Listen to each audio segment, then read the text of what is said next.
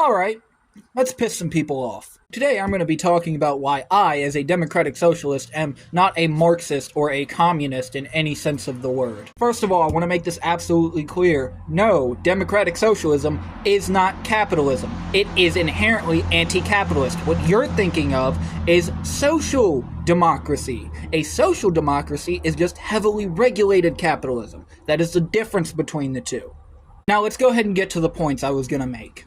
Number one, while Karl Marx did reject the idea that communism was somehow a utopia, one thing he forgets to mention is this: the conditions in which communism has to be created have to be some of the most ideal you've ever seen. Because here's the thing, right?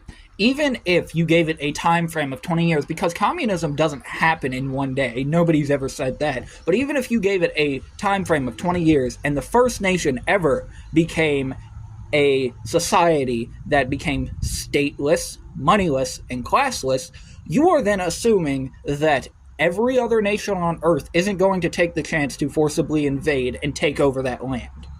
And yes, communism is a utopian ideology because you're thinking that if everybody else's needs are met, nobody's going to want more. That's not true. That's not how human nature works. There's always going to be someone, whether or not capitalism ideology dies out or not, that wants more.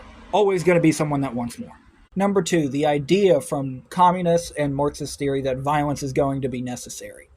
Here's the thing, I am by no means a pacifist. After all, I do believe that violence is necessary in some cases.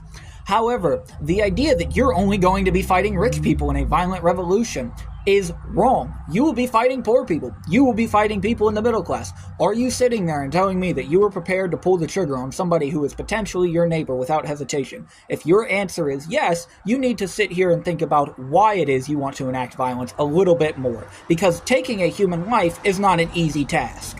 And the third and final reason is that anytime I bring up good points and I actually make good arguments against communism, people seem to think that I'm somehow capitalist. No, I can argue against communism while not arguing for capitalism. I can point out that communism has flaws. The problem is you want to turn it into a circle jerk where communism doesn't have flaws. Every system has flaws. I even understand that socialism itself has flaws.